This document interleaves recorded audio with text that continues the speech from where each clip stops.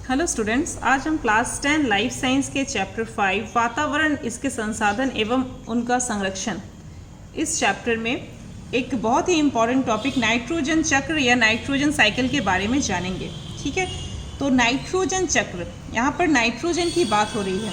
Nitrogen एक gas हम जानते हैं और वायुमंडल में नाइट्रोजन जो है वो लगभग 77.17% पाया जाता है, ये हम सब जानते हैं। लेकिन इस नाइट्रोजन का उपयोग सीधे सजीव जो है वायुमंडल से नहीं कर सकते, अर्थात ये जो स्वतंत्र जो नाइट्रोजन पाया जाता है वायुमंडल में, उसको सीधे जो है सजीव नहीं ले सकते।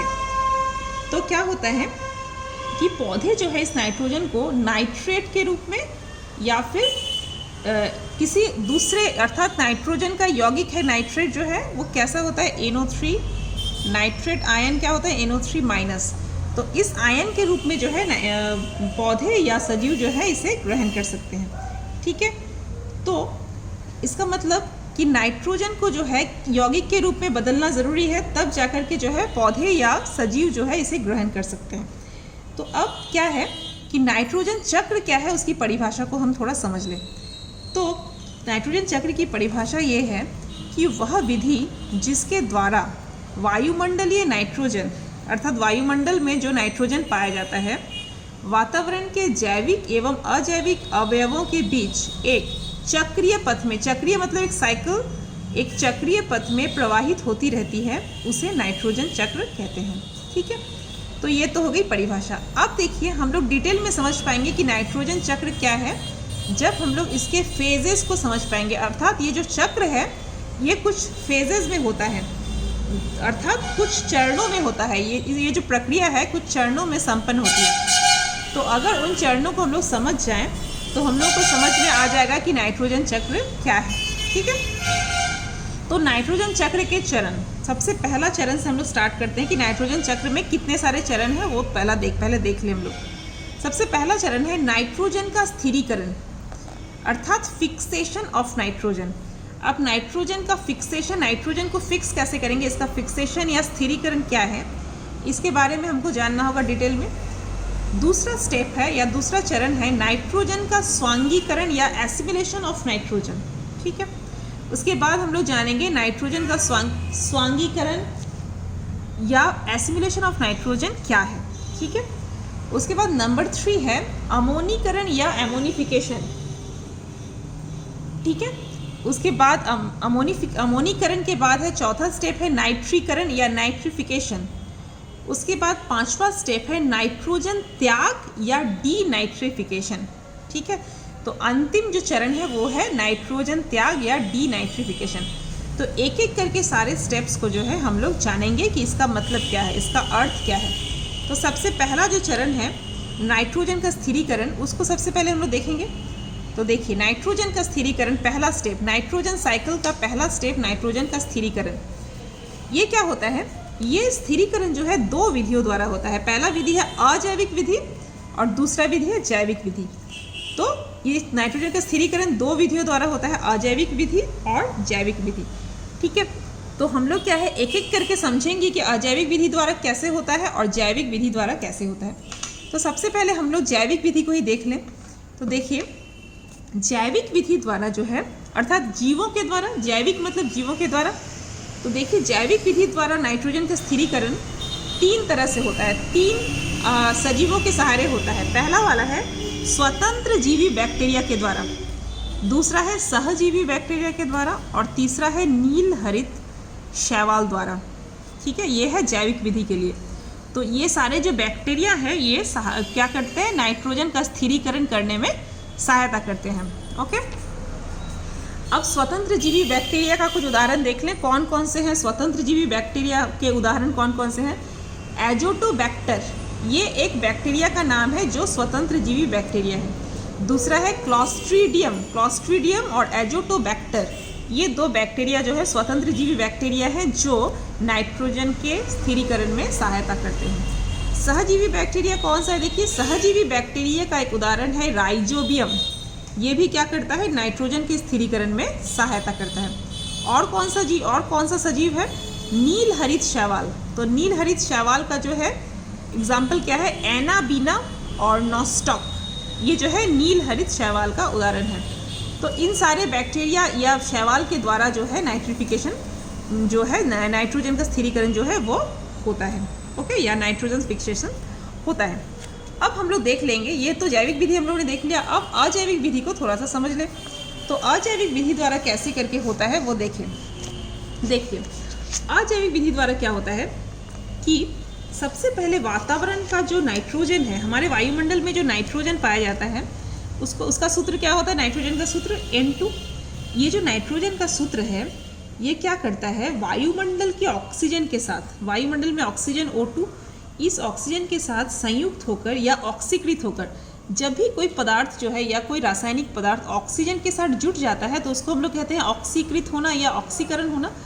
तो ये N2 जो है O2 के साथ ऑक्सीकृत होता है और NO का निर्माण करता है। NO का मतलब क्या है, इसको कहते हैं नाइट्रिक ऑक्साइड। NO का क्या नाम है, नाइट्रिक ऑक्साइड का निर्माण करता है। और उसके बाद ये जो NO तैयार हुआ, ये नाइट्रिक ऑक्साइड जो तैयार हुआ, ये क्या करता है, ये नाइट्रिक ऑक्साइड जो है फिर से ऑक्सीकृत होता है, फिर से ऑक्सीजन के साथ जुटता है, ओके, और फिर से ऑक्सीजन के साथ जुट के बनता है NO2। NO2 का नाम क्या है, नाइट्रोजन डाइऑक्साइड। बगल में नाम लिख देना काफ़ी ज़रूरी है। जब आप लोग माध्यमिक के समय जब क्वेश्चंस को सॉल्व करेंगे इस तरीके से, तो आप लोग बगल में अगर नाम लिख देंगे तो ये काफ़ी बढ़िया है। तो नाइट्रोजन डाइऑक्साइड, ओके, अच्छा। तो ये NO जो बना, NO फिर से ऑक्सीजन के साथ जुट के क्या बन गया, NO2 या नाइट्रोजन डाइऑक्साइड। तो उसके बाद क्या हुआ, ये नाइट्रोजन डाइऑक्साइड जैसे ही बन गया NO2, अब ये क्या करता है कि जल के साथ जो है मिलता है, जल के साथ NO2 जो है जल या H2O के साथ प्रतिक्रिया करता है और साथ में ऑक्सीजन भी रहता है, और ऑक्सीजन और जल के साथ प्रतिक्रिया करके क्या बनाता है, HNO3। HNO3 को हम लोग क्या बोलते हैं, नाइट्रिक अम्ल या नाइट्रिक एसिड, नाइट्रिक एसिड या नाइट्रिक अम्ल, ठीक है।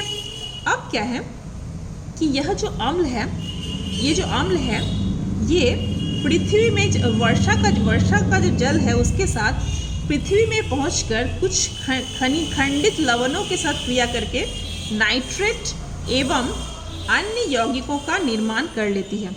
तो ये जो अम्ल है ये क्या होता है, जनरली ये जो प्रक्रिया होती है, ये जो प्रक्रिया हमने बताया, ये जनरली कब होता है, बारिश के दिनों में, जब बारिश होती है उस समय क्या होता है, ये प्रक्रिया जनरली जो है होती है।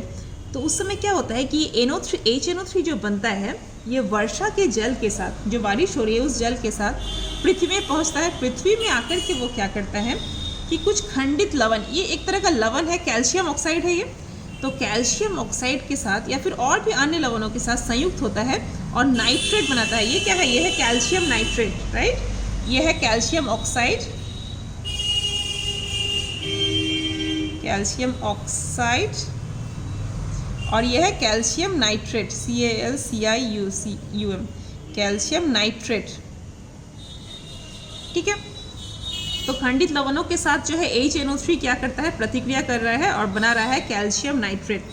तो इस तरह से नाइट्रेट, अब इस नाइट्रेट को क्या होता है कि मैंने पहले ही बताया था कि जीव जंतु या पौधे जो हैं डायरेक्ट N2 को नहीं ले सकते।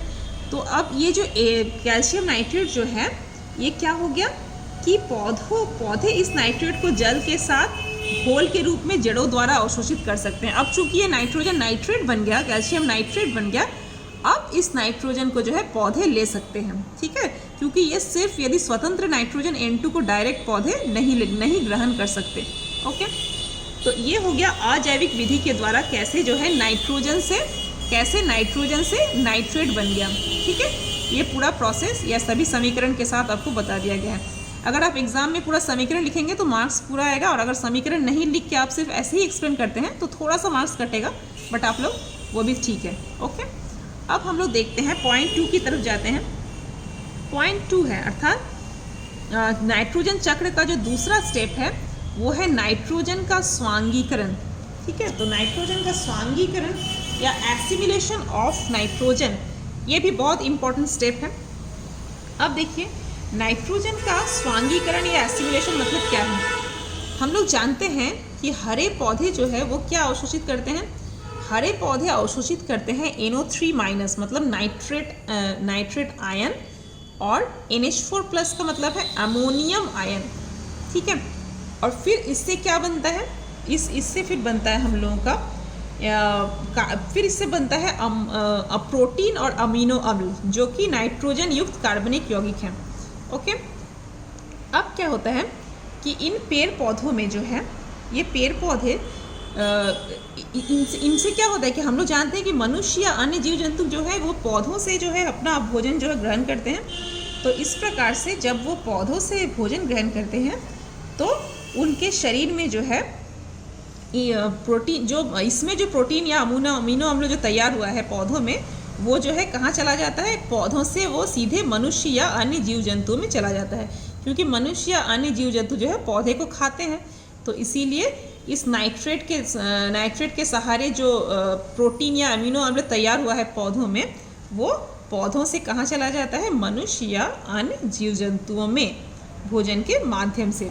तो ये है नाइट्रोजन का स्वांगीकरण या एसिमिलेशन ऑफ नाइट्रोजन। अब हम लोग बढ़ते हैं नेक्स्ट स्टेप की तरफ, या नाइट्रोजन चक्र के तीसरे चरण की तरफ। नाइट्रोजन चक्र का तीसरा चरण है अमोनीकरण या एमोनिफिकेशन। एमोनीकरण क्या है, तो देखिए, अमोनीकरण जिस विधि द्वारा मुक्त अमोनिया का क्या सूत्र है, NH3।